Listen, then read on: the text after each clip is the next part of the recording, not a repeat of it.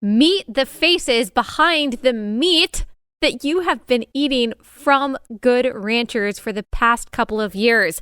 Since hearing about them on my show, Relatable, you guys know we talk about Good Ranchers all the time. And I wanted you guys to know these people, to meet these people, and to hear the story of how God called them to start a meat company and the amazing difference that it's making, not just in the lives of families, to make our life better and easier by having high quality American meat on our tables, but how it's also revitalizing an industry that has been damaged and decimated thanks to policies in the United States over the past 10 years. And that's the American farming and ranching industry. So you're going to be encouraged by this conversation. You're going to be informed by this conversation. And guess what? This conversation is brought to you by Good Ranchers. So before you even listen to the conversation, go to goodranchers.com/Allie. Check them out for a discount. That's goodranchers.com/Allie.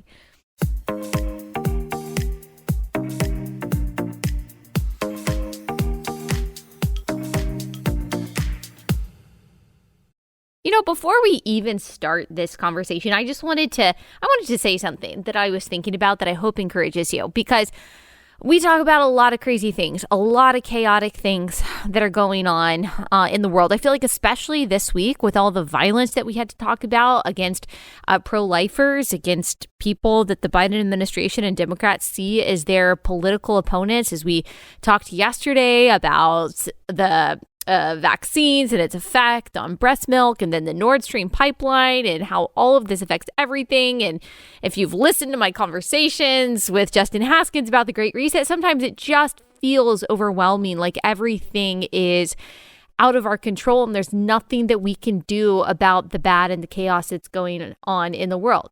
And part of that is true. We are not in control. We can't fix everything that we want to fix. We can't change all the things that we want to change. But something that I'm continually encouraged by when I listen, I have the privilege on this podcast of listening to people's testimonies, of hearing their stories, of learning how God saved them and all of the little ways that God planted seeds in their heart before fully and finally bringing them to himself. And this is something that I mentioned earlier in the week too, and I wanted to add on to that, about how when I travel the country and meet all of these people, all these Christians doing amazing work for the most vulnerable, I realize that the headlines that we see on Twitter and in the news just don't tell the full story ever of what God is doing.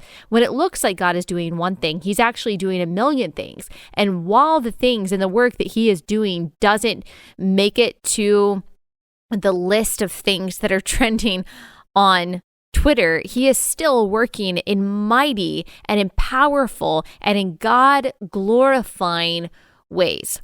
And he uses, and this is something that I love about him so much, he uses what seems like evil and what seems irredeemable, what seems like a hopeless and destitute situation for his glory and the good of other people. Like, I think back to Joseph, who was thrown into the pit, thrown into slavery, sold into slavery by his own brothers because his brothers were jealous. When you think about that moment, I mean, how low can you get? How despairing of a circumstance can you be in? Thrown into a bottom of a pit only to be sold into slavery? How can anything good possibly come from that? And yet, of course, if you know the story of Joseph, you know that it did, that ultimately God used Joseph to then save God's people from famine. And that would not have happened had Joseph not been thrown into the pit and sold into slavery. So when I look at all the craziness that goes on in the world today, when I look at all the chaos and just all of the abject evil, and I think, God, how can anything good come from this? How could you allow these things to happen? I have to remember that God, while we may not see it, while it may not be what pops up on our Instagram Explorer page, God is doing glorifying and good and redemptive and beautiful and healing and saving things through that which looks hopeless. He's doing it every second of every day. He is changing hearts. He is softening them. He is changing minds. He is winning souls. And he is using the often unseen and unsung, private, seemingly small obedience and courage of Christians to do that. And so don't ever think that the things that you are doing in the way of obedience don't matter. Don't ever think that when you're listening to this podcast and you hear all the big things going on in the world, that you simply being a godly wife, a joyful mother, a friendly and generous neighbor, a kind and compassionate friend, an involved and enthusiastic church member, a helper of the poor and the most vulnerable. Do not think that that's not enough. Do not think that God isn't using that to sow things that may not be reaped in the next year or in the next 50 years. You do not know how God is using your seemingly simple acts of obedience to accomplish great and beautiful and grand and redemptive things, not only in this life, but also in the next. And this story that you're about to hear also reminded me of that, reminded me of how God works, reminded me of how God uses people to accomplish the things that we cannot see and may not ever know on this side of eternity. And it might not seem like that's connected to a story of a meat company. And yet I think that you'll see in this conversation that it very much is.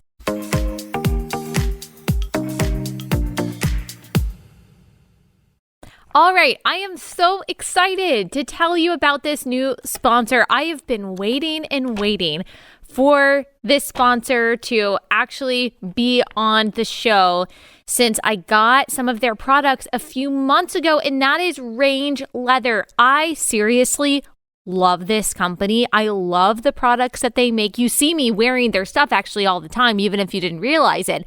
I'm today not wearing them, but I'm always wearing my Range Leather earrings. They're the ones that kind of have like the little rainbow at the bottom. I'll show y'all again on Instagram. I seriously love their stuff. I love their bags. My husband loves their wallet. It's just high quality leather products. And plus, here's a great part about it. The owners, Kyle and Bailey, they are Christians. They have a lot of the same values that you and I do. They started this leather company from their kitchen table with the goal of making leather goods that last forever. The products are meant to be used every day without the worry of them wearing out, but only getting better with time. They make awesome gifts, either for yourself or for someone that you love. They've got things for guys and for women. They've got leather patch hats. They've got belts. They've got leather watch bands. And then, like I said, they've also got earrings and bracelets, clutches, crossbody bags. I seriously love Range Leather so much. I love all of their stuff. And I really want you to go check them out. They're just good people. Again, salt of the earth people. These are the kinds of sponsors that I love. Our values are in alignment, and I genuinely love and use their products all the time. So go to rangeleather.com, use coupon code Allie. Check them out. That's rangeleather.com, coupon code Allie. And you will get a discount when you do. You'll get 15% off your first order. That's rangeleather.com, discount code Allie for 15% off your order.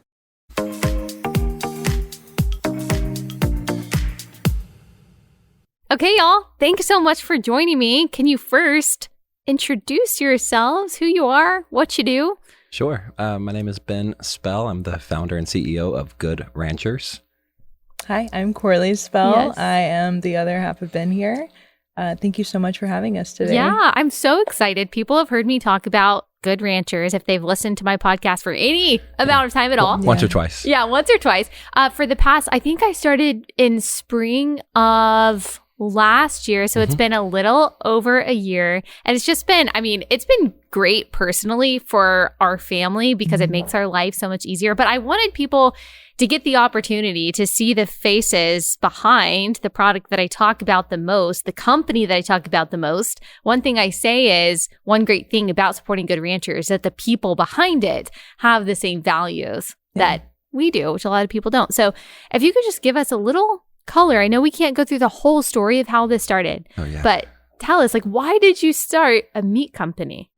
Yeah, that's the $1 million question, because it had no plans on even really being an entrepreneur, having my own business. I come from a ministry background, from my parents, my grandparents, my uncles, my cousins. Like, it's almost like the family trade. Yeah. But yeah, I heard God's voice say, start a meat company. Not, in that tone, but and I was getting ready for work, and I came out and I told Corley, I think God just told me to start a meat company. And she said, okay, let's do it. And when was that? 2017, into 2017. And was it truly random? Like, you suddenly felt the conviction, okay, this is what I want to do? Or now that you're looking back, do you see some things that kind of led up to that moment? So I had worked for a meat company very, very briefly, because I told you I was in ministry before. I took a sabbatical, took some time, and just to kind of figure out like life, what's next, that kind of thing. And worked for this meat company. And in the very short time that I worked for them, I was doing outside sales. I realized, man, there's not a lot of truth. Like, there's so many misleading claims, and even in like the way they would teach us and tell us what to say and all that stuff. And I just, the little bit I learned there was there's a lot of misleading claims. You really can't trust anybody. And I thought, man, if this company is doing this, how many other companies are doing it? And so I just thought, I feel like this could be done with morals and ethics, and actually sell what you're saying you're selling, and that kind of thing. And so I stopped doing that and got back into to doing ministry. I was a worship pastor, so I was leading worship at different churches around the Houston area. But yeah, it was just kind of stirring inside of me. I was thinking someone should do it. It was one of those things. And then one day God just said, you do it. Do it. Yeah. And you were in event planning and wedding planning, right, Corley? Yes. And I still have that going on. I'm not so much involved with it, having all the babies, but that's still running.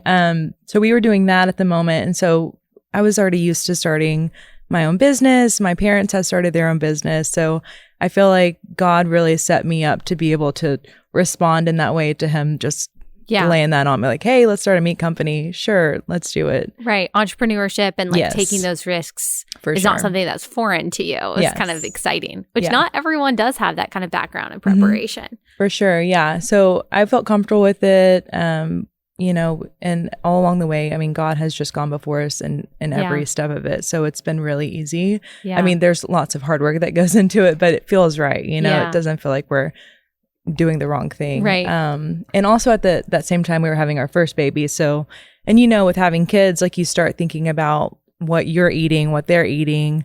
You're the gatekeeper for your home, like what you're bringing in. And so I feel like that was the beginning of my toxic free almost, journey, or as much as you can. Yes.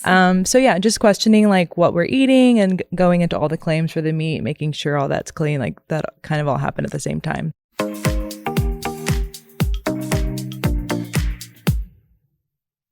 Next sponsor for the day is another awesome one, and that is Annie's Kit Clubs. You've heard me talk about them before. They've been a very faithful sponsor, and you guys love them so much. Those of you who have gotten craft kits from Annie's Kit Clubs, you just say amazing things about them. Just because your kids are going back to school doesn't mean that they have to stop being creative when they're at home. You can give your kids a fun break from the books and the screens every month with Annie's Kit Clubs. They offer craft kits for girls, building projects for young woodworkers, even STEM activities for kids who love science and technology, or kids who you want to love science and technology. No matter which kit club they are into, they will receive a new shipment every month with all the unique supplies and instructions to make a hands-on project. Annie's Kit Clubs are an easy way to encourage creativity, teach important life skills, boost your kids' confidence, really perfect for kids ages 7 to 12. Go to annieskitclubs.com/Allie. You'll get your first month of your subscription 75% off. You can cancel at any time. Payments are month to month, so No crazy long commitments or contracts or anything like that. But I know that you'll love them and you'll want to stick with this. So go to annieskitclubs.com/Allie, 75% off your first month when you do. That's annieskitclubs.com/Allie.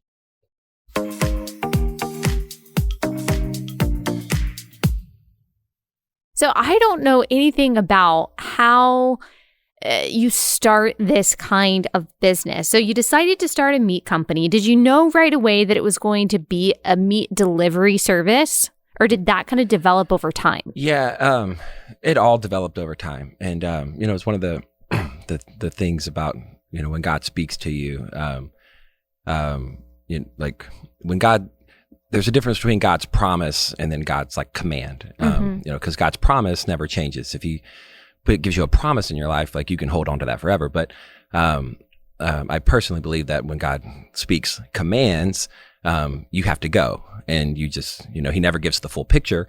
But when you take the step and you start following, I love that Corley said, God goes before us. It really just has been, people ask me pretty regularly, like, because every business is supposed to have like a North Star, like what's your North Star? And ours really is, not to like over spiritualize it, but it really is just following the Holy Spirit and listening to God's voice. And so, yeah, who we are right now is nothing like where we started. I mean, because we didn't know anything. We had no connections. We had nothing. We didn't realize there was such a war on American agriculture. We didn't realize that American farmers, American ranchers were hurting. We had no idea of that when we started. Yet we named our company Good Ranchers from the beginning. So God knew, the plan. Yeah. But yeah, we sure didn't. So we started selling in parking lots out of a truck. It was me selling meat out of the back of a truck in a parking lot in a tent. In a mall in Waco, Texas, and you advertised it as like, this is meat from local ranchers. Not at first. Okay. Not at first, because when we very first started, we weren't able to buy direct. Like we had to go through suppliers, middlemen, all those things, and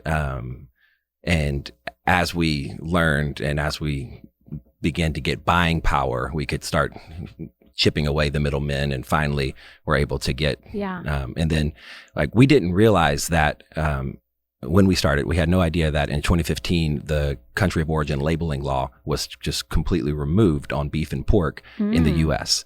Prior to 2015, you had to report, you had to put the country of origin on every piece of meat that's sold in the grocery store. It's still on vegetables, fruits, all your food in the grocery store tell you where the country of origin is. But not beef. In 2015, the U.S. government was lobbied by the big powers that there are, which happened to be a Brazilian-owned company.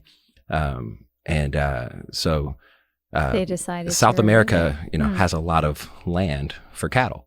And they thought, they realized we can import that into the U.S. and sell it for way more money than we can sell it here. So paid a lot of money, had the country of origin labeling law just completely taken away. Just on beef, or is it chicken too? Beef and pork. Beef and pork. Okay, yeah, gotcha. And so now beef can be imported into the U.S. and they can put an American flag sticker on it and call it product of the USA, as long as it was packaged here. So they import the whole primals. I don't think I didn't know. I don't think I knew that. Yep. And since 2015, over 100,000 independent farms, ranches in the U.S. have went out of business. And these are ranches 100,000. It's about 20,000 a year then? Since 2015. Wow. Yep. And nobody's talking about this. Like in the agriculture community, they're all talking about it. But as far as like a nation, like where we just go to the grocery store, we just buy what's sitting there. Right. And especially if it says product of the USA, I'm thinking that this is from an American farm or ranch. And I have read in my in my script before that about 80% of the beef is actually imported from overseas. And yet, whenever I go to the grocery store, all I'm seeing are stickers that say product of the USA. I'm like, where is this like 80%? But now I know. It's just if it's packaged, they can say product of the USA, but it's really from Nicaragua. Right. That's right. Yeah. That's right. If it like when you buy beef from us, it says born, raised, and harvested in the USA. If it says that, then it is. Yeah. If it doesn't say born, raised, and harvested in the USA, most likely it's not, because if they could make that claim, they would. But again, billions and billions of pounds of beef are imported into the U.S. every year. So tell me, why is it important then for y'all? Because there are other meat subscription companies out there who get their beef from overseas. Yep. So why is it important for y'all to support specifically American farms and ranches? I mean, why not? This is our country. This is where we live, and this is where we want to raise our family, where we are raising our family, and we believe this is the greatest country in the world, and it's the backbone is agriculture. That's like the farmers and ranchers. They work really hard to put food on our table, to put food on. If you're listening to this, a farmer or rancher somewhere worked to put the food that's in your refrigerator there, and they deserve better than what they're getting right now. And so we drew a line in the sand about 3 years ago because early on we didn't know that was even a thing, because you just source it where you can get the best price, right? Because that's what the grocery store does. That's what everybody does. But when we started really diving into this and exploring and looking into it, we went, oh man, this is actually much bigger. This is a much bigger issue. And so, we have had lots of opportunities to source from overseas. We're contacted. It's probably cheaper to do that. It's much cheaper. You can get the stuff that sells for way more money at Whole Foods and stuff. It's so cheap. Like we could buy that for less than we could buy like USDA Select, which we don't sell that, but that's like the lowest grade in the grocery store. So the stuff that you're paying a premium for at Whole Foods that says product of the USA and has all these claims is actually cheaper to buy than the cheapest meat you could get in the grocery store.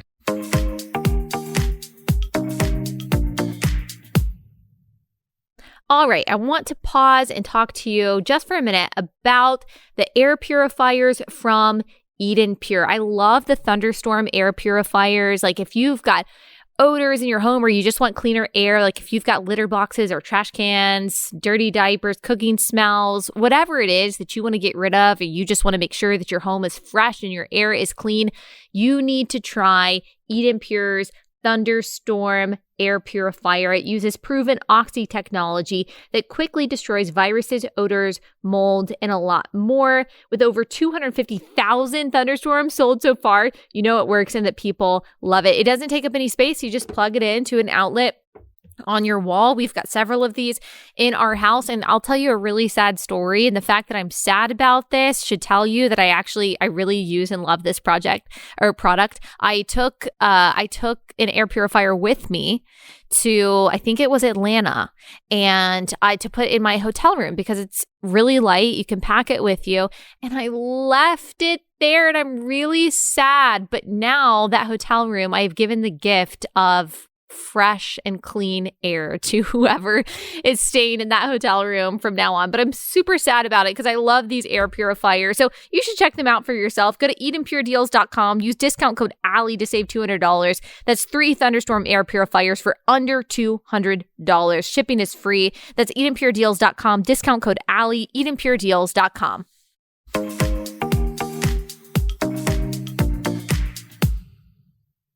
Isn't it strange how agriculture has become so political. Like we're looking at places like Sweden, how they're being shut down. Some of their farms are being shut down, and the government is saying, well, it's because of methane emissions. And in order to save the climate, we apparently have to shut down these farms. But especially when it comes to meat, I mean, meat is becoming increasingly demonized, and we're told not just the thing to do for the climate, but the thing to do for your health is to eat this fake meat that is filled with soy and all kinds of things. Yeah. It does seem to me, though, that a lot of very natural people are waking up to the unhealthy ingredients in the fake meat kind of stuff and realizing that like meat is good for you. Yeah. And it's something that carries the nutrients that we really need. So what has been y'all's experience when it comes to the politics surrounding meat in agriculture, and also the politics surrounding like militant veganism? Yeah, I would say there's a war on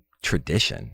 Really, it's with meat and everything. But there's there's a war on just tradition, family, truth, eating real food. Just like it's self-reliance, all the things that somehow got us here as a people, are now the things that are killing us, which is just that they say is killing us. Yeah. What do you think, Laura? Well, you look at the fake meat and you look at the packaging, and I mean, how many ingredients do you see? Like 30 at least. A million, yeah. And you compare it to like a nice piece of real beef. It's kind of a no-brainer. And I feel like not even with just like the meat industry, but every other industry, I feel like there's so much greenwashing that's happening. You know, all these claims, organic, non-GMO, like all the things, and they're putting all of these claims on their products, but when you kind of like dig deeper, it doesn't mean that it's necessarily healthier. Yeah. And I feel like they're tricking people. And it's the same thing with the country of origin labeling that we see with the meat. They're doing it with everything else. So you're right. People are waking up to it, and I'm so glad to see that. But it's definitely it's happening, and yeah.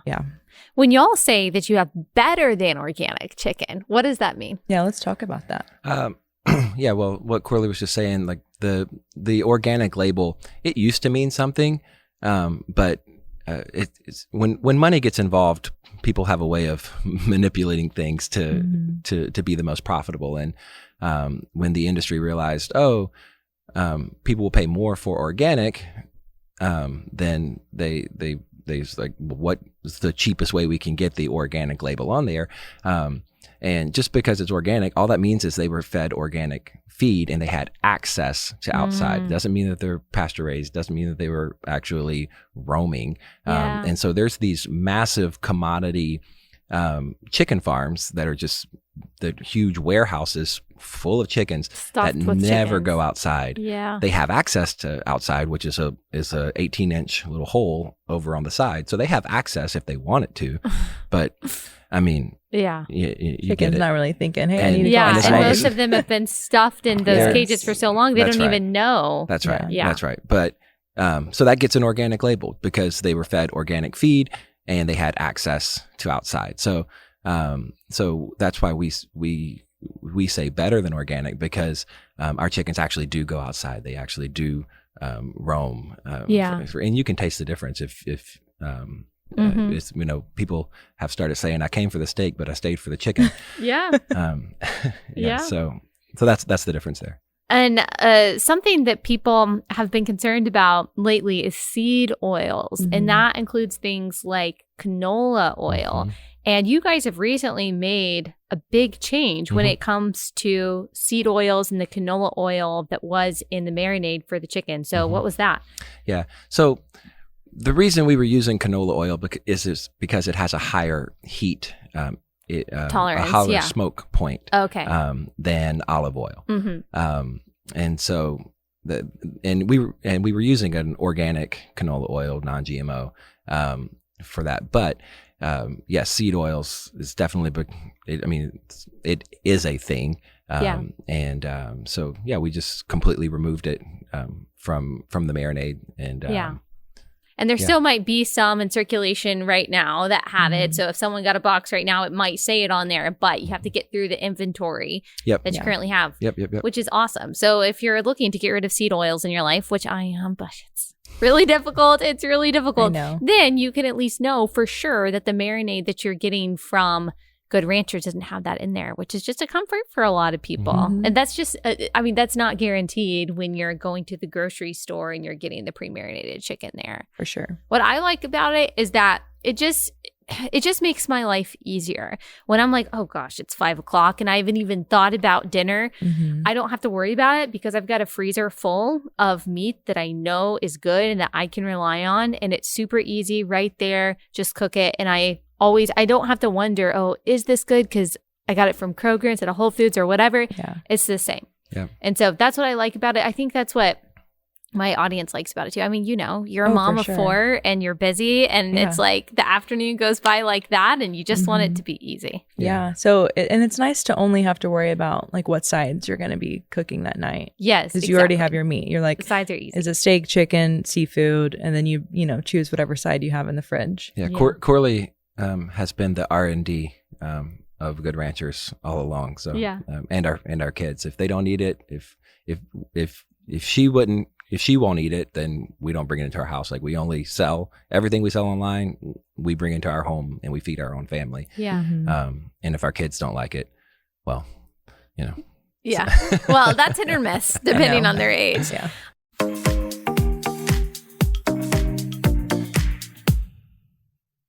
All right. I hope that you are loving getting to know the story of the people who started Good Ranchers. You have heard me talk about them for a long time now.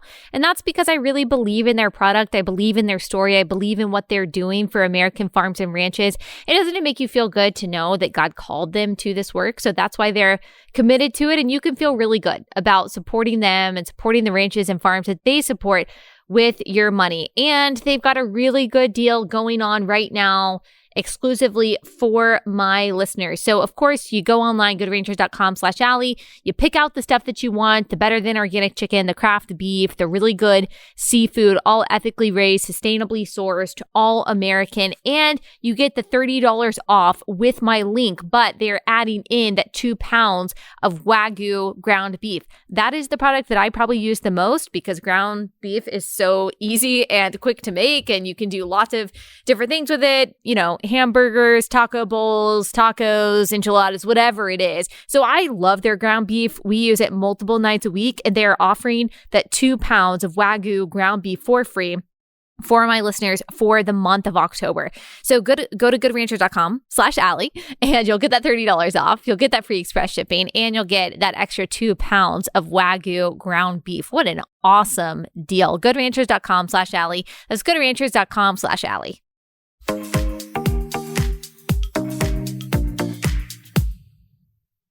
Okay, what would you tell? Give me some advice, some wisdom for other Christians who are business owners who are thinking about starting a business.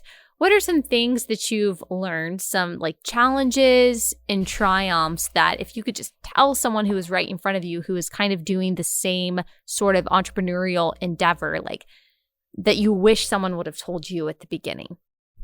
I know that's a big question. Yeah. You lead that one.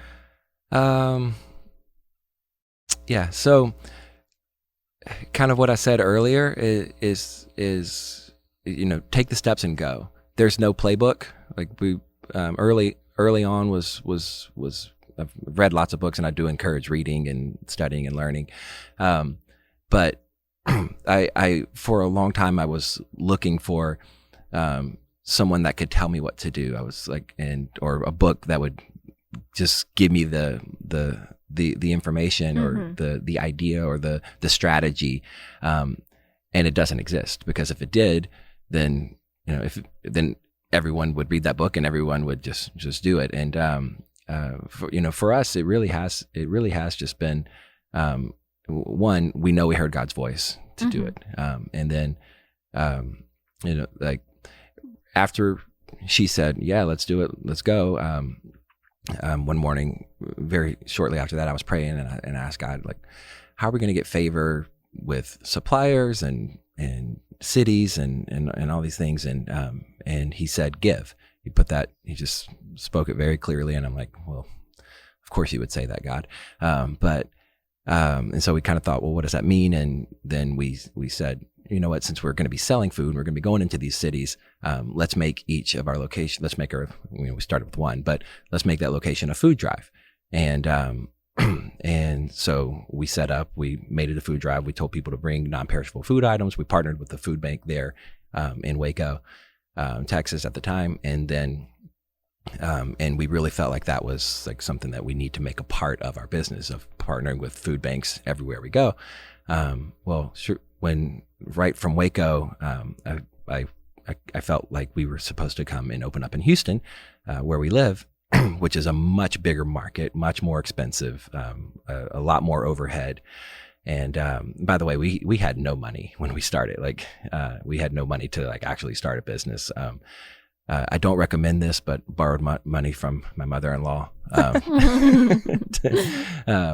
Thanks, Mom. And if she's listening, we actually paid her back, but she still thinks that we owe her a little bit.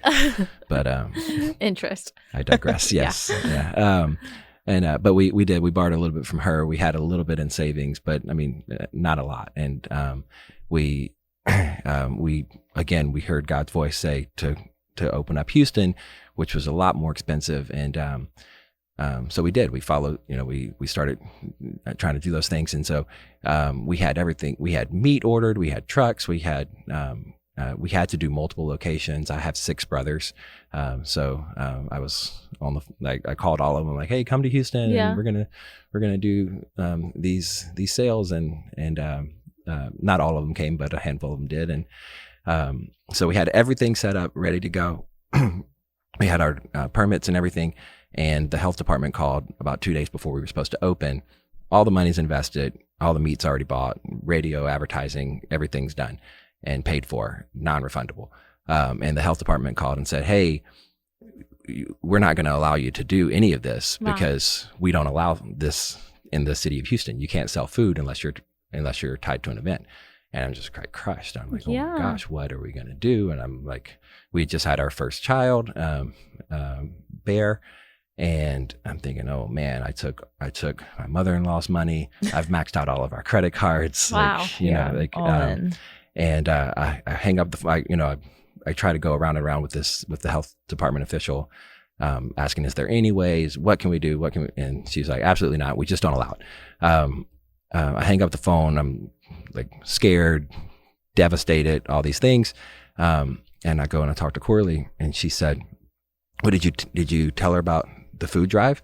And I was like, "No, I didn't really think about it, but yeah, let me call her back." And I called her back and I said, "Hey, we're partnering with the Houston Food Bank, and each of our locations is a food drive. Would that be considered an event?" And she said, "Oh yeah, absolutely." Oh, okay. And so, the only way they would give the permit is if it was an event. Yeah. So there you go. But I said that to say, from the very beginning, God said to give and to partner with food banks, and you did.